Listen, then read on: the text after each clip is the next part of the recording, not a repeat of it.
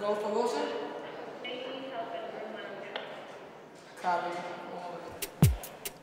People thinking that you are gay is one of the scariest things in high school. I came out to my mom in high school, but she kind of disregarded it and was like, girl, please. Whereas I came out to my guidance counselor, who just so happened to be out herself. And that was the best experience of my life, to meet a staff member that can identify the same way I do and encourage me to tell my story. As a dean, I'm constantly in the hallways redirecting students, making sure that they're safe. If there's any situations, I'm probably one of the first responders. I constantly encourage them to advocate for themselves. GSA members constantly come to me and tell me if things are not going smoothly, if they feel like people are being judged, if there's homophobic slurs being thrown around in the hallway. I must say, when I first came here, I felt like there was a lot of moments that I would be in the hallway, oh, that's so gay. And that's one comment that grinds my gears. And so I personally would challenge our students and say, hey, like, you know what's gay? I am, but you know what's not gay? Using it in the way that you're saying it. And I always use those opportunities to teach them. I teach a hip hop class every other day, and it's a unique class. It's very intimate, and we kind of explore the history of hip hop, the culture. My goal this year is to create a music video with the students, because I want them to be able to express music in the way they see it, but I want them to find their own voice. Remember, the topic that we're writing to today is going to be returning back to school, since it's the first day back from break, and your goals for the remainder of the year, okay? I don't look like the typical teacher in the hallways, so a lot of students would ask me questions, and I started to get a lot of students to come out to me, and that made me feel as if I should share my story so that they know that they weren't alone. Andrew. Here we go. Coming back to school, this is really cool. Just trying to do some work. When I was in high school, me and my friends always tried to guess the orientation of any staff member. And there was one counselor that we all assumed was a lesbian. And just so happened she identified that she was. She came out to us during our advisory class. And I have this woman that was, brave enough to share that with me. And that made me feel like just super proud to be who I was. And it kind of gave me a push to slowly start getting to a place where I can come out to my family. Jamaicans are my type, and this guy was fine. Don't know what to do to make him mine.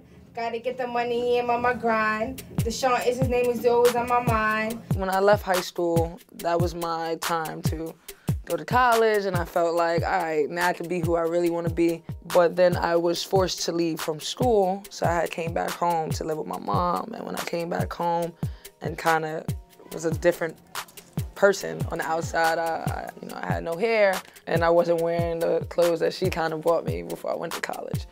At the time, my sisters were going through a lot, so my mom was really stressed out. And then on top of me coming home and say, hey, by the way, I'm a lesbian, she kind of was not feeling it. And long story short, I ended up homeless.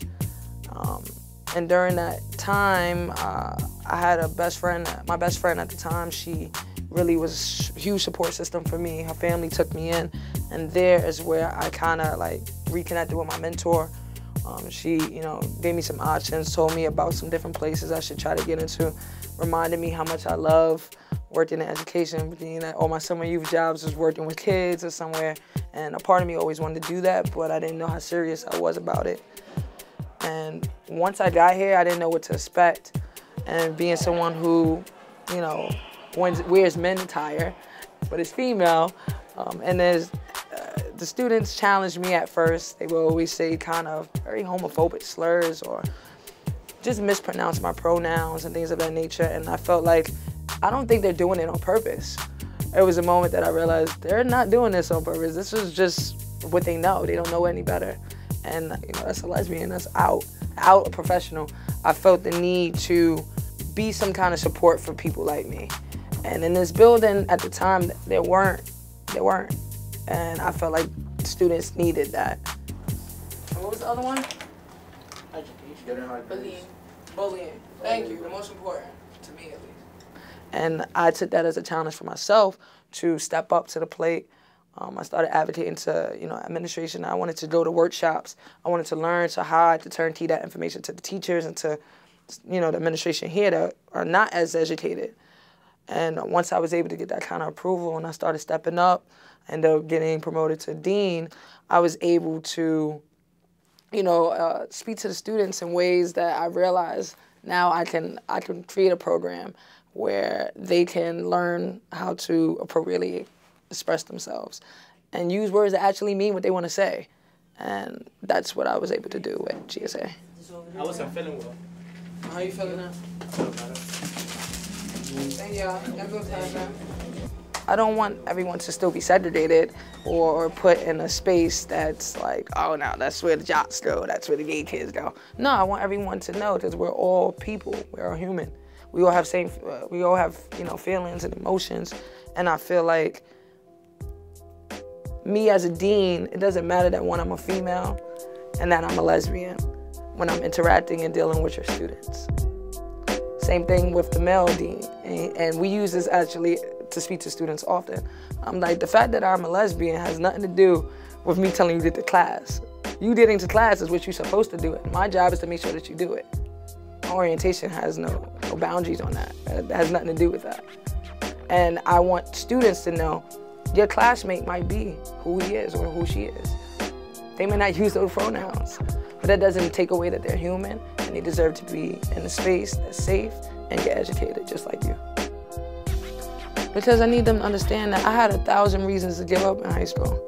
So yes, I am a strict dean and I'm hard on them and I'm always making sure that they're following the rules. Because out there, when they graduate, no one's gonna be there like that for them. And especially a lot of our alumni come back and always tell us how much they miss our school building because we're like a family. And I want them to know that I'm just trying to prepare you for what's out there.